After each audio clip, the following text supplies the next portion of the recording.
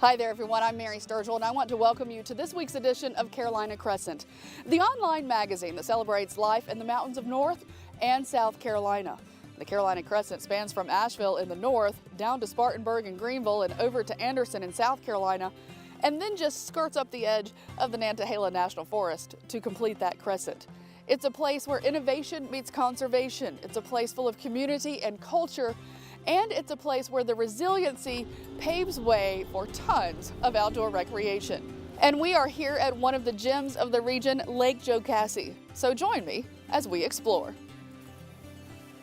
We are here at Devil's Fork State Park, and Dr. Patrick McMillan, who is a naturalist, joins me now to talk about Lake Jocassee. Patrick, thank you so much for talking to me today. My pleasure, my pleasure. So when we talk about Lake Jocassee, talk about what's so special about it. Well, Jocassee is amazing. I mean, it's been recognized by National Geographic as the number 9 out of 50 of the last great places on planet Earth. So that says something in itself when National Geographic chooses to recognize something like this. But just taking a look behind me, you can see part of what makes Lake Jocassee so special. It's scenery. I mean, this is a lake that reaches up into the Blue Ridge Escarpment with these fingers that come down out of the mountains that feed this lake. The Whitewater, the Thompson, the Toxaway, and the Horse Pasture rivers all come together and converge here where Lake Jocassee is. And those watersheds are entirely protected in the mountains in Gorges State Park and all the way up to and just over the North Carolina state line in national forests and state parks. So the water coming into this lake is incredibly pure, incredibly clean. And there's a lot of it because we have the highest rainfall in eastern North America right here on the ridges behind us.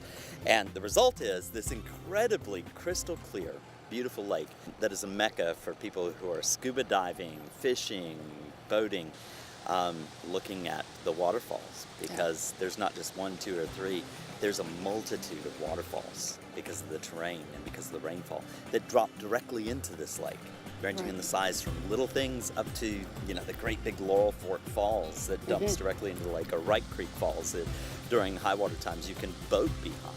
Yeah. So it really is magical, just from the standpoint of the scenery alone. Right. Patrick, you and I have had many discussions about humans and our effect on nature, but we've also talked about how humans are part of nature.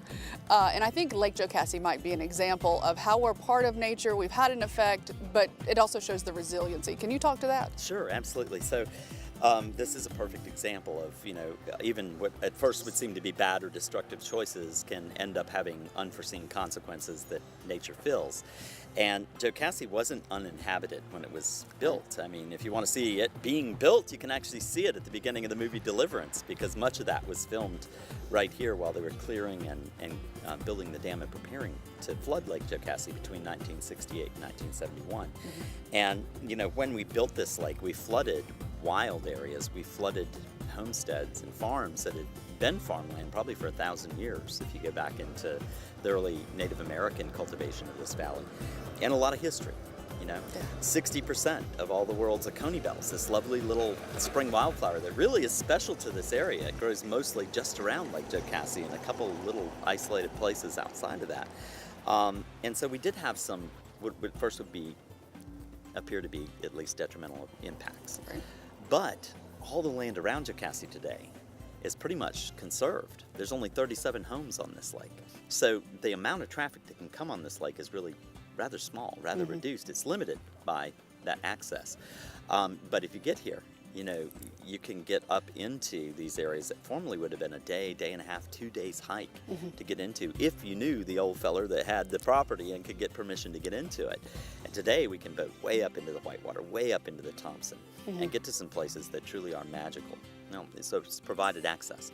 Yeah. It's provided things just by having a lake here that we wouldn't have here otherwise. We have a vibrant loon population overwintering here today.